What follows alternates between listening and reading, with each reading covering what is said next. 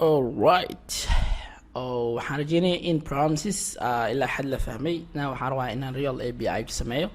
wax kale ma sameynayo. functionkii hore noogu diyaarsanaa na soo qabo get posts sidiisa noogu soo koobiyey. waxaan rajeynayaa in functionkaas aad loo fahmay.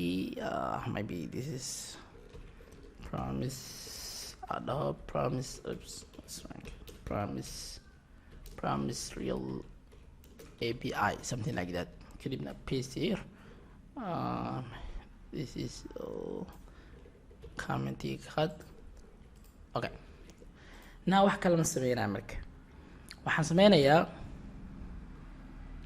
sameynayaa markii promises kan loo waco meeshaan aan request gelinay oo dhammaan waxaan dhex gelin doonaa promises aan dhex gelin doonaa. Okay? promises ayaan ayagoo dhan wada dhex gelin doonaa. promiseska marka muxuu noqonayaa marka waxaan dhihi doonaa meeshaan imo markii get post loo waco return aan sameynaa marka return waxaa leedahay new promise marka wuxuu qaadinayay hal parametergaas maxaa waaye marka waxaan ka wadaa hal parameter oo laba object kii qaadanayo. waxaa mid koowaad waa resolve. Okay, mid koowaad waa resolve, midka labaadna waa reject. Sameen kadibna callback. Alright, so intaas markaas sameyno intaan oo dhan soo koobiyey control X intaas oo dhan soo koobiyey.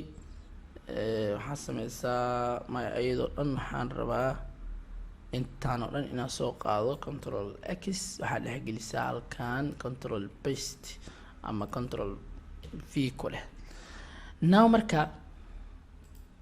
marka functionkii ama requestigii oo la aadayay waxaan u bedelnay promises u bedelnay. marka waxaa ka soo laaban karo laba arin, ima resolve ama reject. now marka meeshaan ima console.logan ka jooji meeshaan console.logan aan ka joojino. now marka waxaan sameynayaa rather than an console ever pass lahaa waxaan leeyahay maadaama datada success ay tahay maxaan baasayaa resolve maxaan sii baasaya datadaas u baasaya bilaay tawfiiq ilan success jiro. meeshaan cilada jirto waxaan dhihi doonaa reject maxaa u baasaa error u baasaa. tusaale aan dhahayo something went wrong. Okay, so save. meeshaan imo marka waxaan laga rabaa inaan wacno methodkeena get posts kuna xisaabtan anagaan laga rabaa resource-ga inaan baasno meesha datada laga keenayo. for now get posts marka dhaho laba mid waa sameyn karaa filekeena json kadaan ka aadno. saalan kan haday waxaan idin sheegay inay kan aadno online aad inay same ay tahay wax dhibaato aysan jirin. marka kan oo local keena iska aada waxaan leeyahay posted.json. marka muxuu soo celinaa marka kan baasto promises soo celinaa sama maxaa dhahayna marka methodka marka lagu waco dot waxaa dhahaynaa then markii success uu soo laabto kadibna maxaa u baasaynaa messagekii oo ahaa datadii oo soo laabatay. kadibna waxaa dhihi doonaa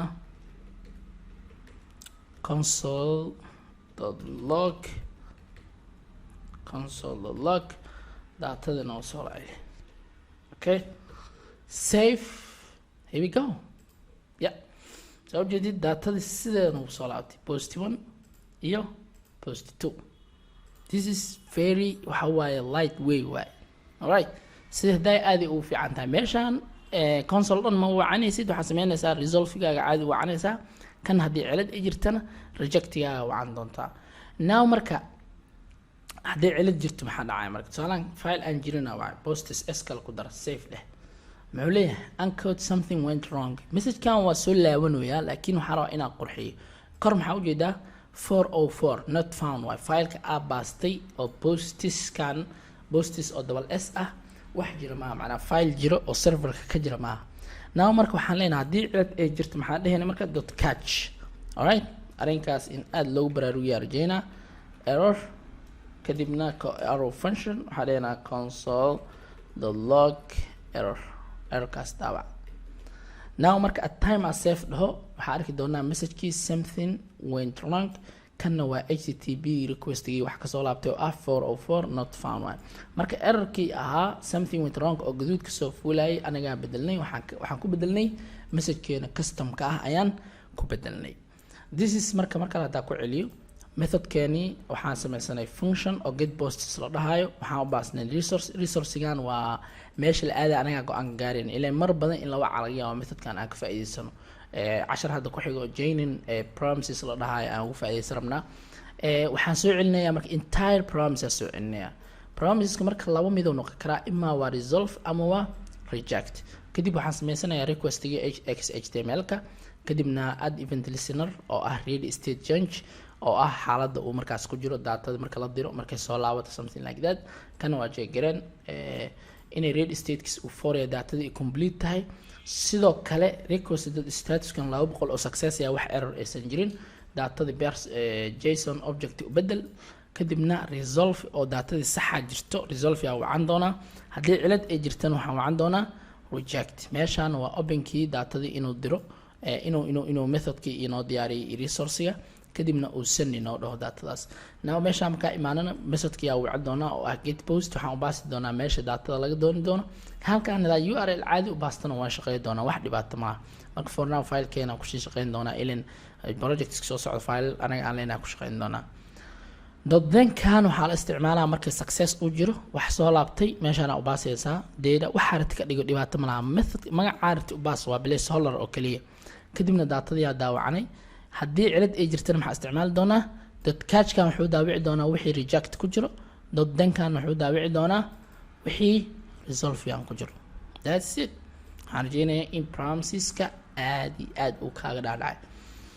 okay waxaan sii gudagalaynaa waxa la yiraahdo joining promises oo ah in promiseska lisku xirxiro oo kale callback halkiis aan galaynaa bye for now.